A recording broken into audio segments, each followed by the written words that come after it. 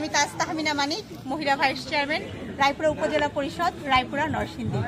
আমার প্রিয় রায়পুরা উপজেলাবাসী, আপনাদের সবার উদ্দেশ্যে আমি তাহমিনা মানিক বলতে চাই যে আমি গতবার আপনাদের সকলের দোয়া, ভালোবাসা এবং ভোটের মাধ্যমে মহিলা ভাইস চেয়ারম্যান নির্বাচিত হয়েছিলাম। তার জন্য আমার প্রিয় উপজেলাবাসীর কাছে আমি আজীবন কৃতজ্ঞ। প্রিয় উপজেলাবাসী, আপনারা আমাকে পুনরায় ভোট দিয়ে মহিলা ভাইস চেয়ারম্যান হবার সুযোগটুকু দিবেন। আপনাদের সুখে দুঃখে বিপদে আপদে আমি যেন আপনাদের পাশে থাকতে পারি, আমি যেন রায়পুরার উন্নয়নে অবদান রাখতে পারি, আমি যেন আমার রায়পুরা উপজেলা থেকে সন্ত্রাস, মাদকতা, দুর্নীতি এবং বাল্যবিবাহ দূর করতে পারি। আমার প্রিয় রায়পুরা উপজেলাকে আমি ক্লিন অ্যান্ড ক্লিয়ার রায়পুরা হিসেবে গড়ে তুলতে পারি। তার জন্য আমার প্রিয় উপজেলাবাসী সর্বস্তরের মানুষের কাছে আমি দোয়া এবং সহযোগিতা চাই। আপনাদের বোন আমি, আপনাদের মেয়ে আমি, আপনাদের বোনের পাশে আপনারা থাকবেন, আপনাদের সন্তানের পাশে আপনারা থাকবেন। এই বিশ্বাস থেকে আমি আপনাদের বলবো যে আমি আপনাদের মাঝে আবার মহিলা ভাইস চেয়ারম্যান হয়ে ফিরে আসবো আপনাদের দোয়া এবং সহযোগিতা নিয়ে। সবাইকে অসংখ্য ধন্যবাদ। সবাই ভালো থাকবেন, আমার জন্য দোয়া করবেন, আমাকে আপনাদের পাশে রাখবেন। জয় বাংলা, জয় বঙ্গবন্ধু, জয় হোক রায়পুরা উপজেলাবাসীর, জয় হোক রায়পুরা উপজেলা।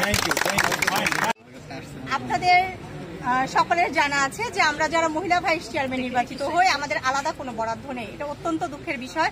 এর জন্য কিন্তু আমরা অনেক সময় আমরা মাননীয় প্রধানমন্ত্রী জননেত্রী শেখ হাসিনা, আমাদের মানবতার মা, মানবতার মানুষকন্যা, তার কাছে আমরা দৃষ্টি আকর্ষণ করে থাকি। আমাদের নির্দিষ্ট কোনো বরাদ্দ না থাকার কারণে, আমাদের ইচ্ছে থাকা সত্ত্বেও কিন্তু আমরা যতটা ইচ্ছে আছে আমাদের জনগণের পাশে দাঁড়ানোর, আমাদের মা বোনদের পাশে দাঁড়ানোর, আমাদের চাচা ভাইদের পাশে দাঁড়ানোর বা উন্নয়নে অংশগ্রহণ করার ততটা কিন্তু আমরা করতে পারি না। তারপরও আমি ব্যক্তিগতভাবে যতটুকু পেরেছি আমি সবার সঙ্গে সুসম্পর্ক রেখে আমি আমার উপজেলাবাসীর পাশে থাকতে চেষ্টা করেছি। বিভিন্ন উন্নয়নমূলক কাজ আমি করেছি। আমি করোনাকালীন সময়ে আমার প্রিয় রায়পুরা উপজেলাবাসীর পাশে আমি যতটা পেরেছি আমি ব্যক্তিগতভাবে এবং থেকেছি। আর আমার রায়পুরা উপজেলাবাসীর উদ্দেশ্যে আমি বলবো যে আমাদের যে বয়স্ক ভাতা, বিধবা ভাতা, স্বামী পরিত্যক্তা ভাতা, মাতৃত্বকালীন ভাতা এবং প্রতিবন্ধী ভাতা যেগুলো আছে সেগুলো আমি যতটুকু পেরেছি সবার মাঝে বিতরণ করার ব্যবস্থা করেছি। আমি নারীদের পাশে থেকেছি।